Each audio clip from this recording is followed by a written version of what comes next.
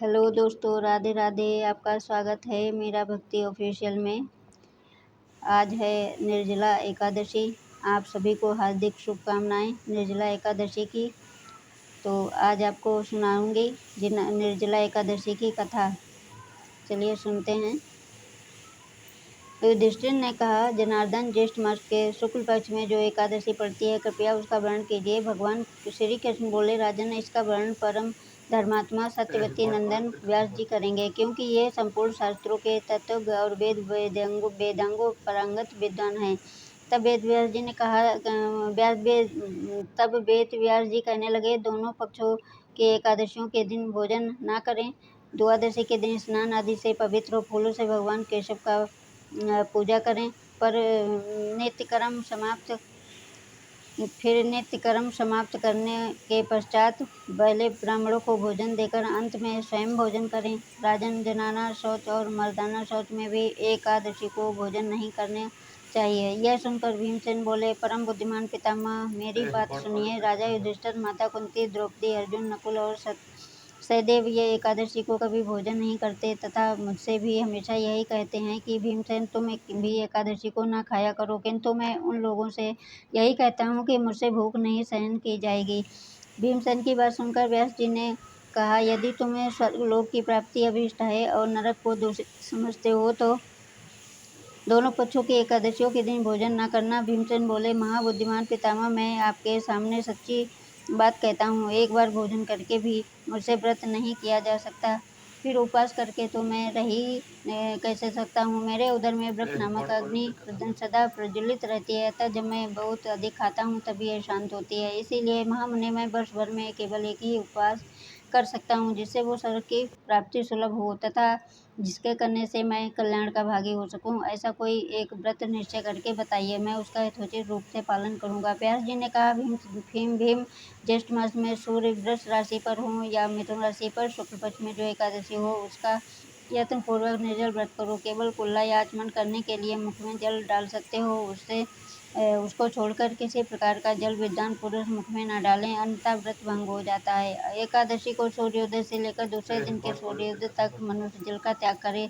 तो यह व्रत पूर्ण होता है। तदंतर द्वादशी को प्रभात काल में स्नान करके ब्राह्मणों को विधि पूर्वक जल और सुवर्ण का दान करें। इस प्रकार सब कार्य पूरा करके जितेंद्रिय पुरुष ब्राह्मणों के साथ भोजन करें। वर्ष भर में जितनी एकादशियां होती हैं, उन सब का फल निर्जला एकादशी के सेवन से मनुष्य प्राप्त कर लेता है। इसमें तनिक भी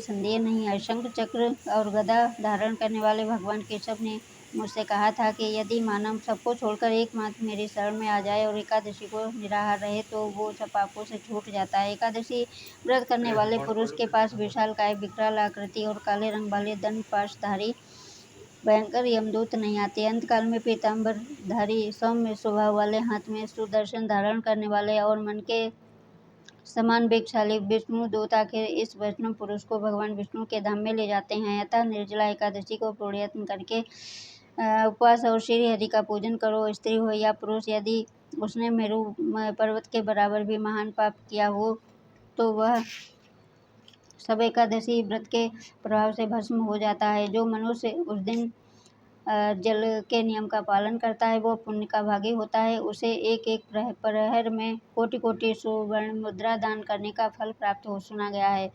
मनुष्य निर्जला एकादशी के दिन स्नान, दान, जप, होम आदि जो कुछ भी करता है वह सब अक्षय होता है। ये भगवान श्री कृष्ण का कथन है। निर्जला एकादशी को विधि पूर्वक उत्तम रीति से उपवास करके मानव वैष्णव पद को प्राप्त कर लेता है। जो मनुष्य एकादशी के दिन अन्न खाता है वो पाप का भोजन करता है, इस लोक में वो चंडाल के समान है और मरने पर दुर्गति को प्राप्त होता है। जो ज्येष्ठ के शुक्ल पक्ष में एकादशी को उपवास करके दान करेंगे वे परम पद को प्राप्त होंगे। जिन्होंने एकादशी उपवास किया है वे ब्रह्म हत्यारे, शराबी, चोर तथा गुरु द्रोही होने पर भी सब पातकों से मुक्त हो जाते हैं। कुंती नंदन, निर्जला एकादशी के दिन श्रद्धालु स्त्री पुरुष के लिए जो विशेष दान और कर्तव्य विहित है उन्हें सुनो। उस दिन जल में शयन करने वाले भगवान विष्णु का पूजन और जलमयी धेनु का दान करना चाहिए, अथवा प्रत्यक्ष धेनु या घृतमयी धेनु का दान उचित है। पर्याप्त दक्षिणा और भांति भांति के मिष्ठानों द्वारा यत्न पूर्वक ब्राह्मणों को संतुष्ट कराना चाहिए। ऐसा करने से ब्राह्मण अवश्य संतुष्ट होते हैं और उनके संतुष्ट होने पर श्री हरि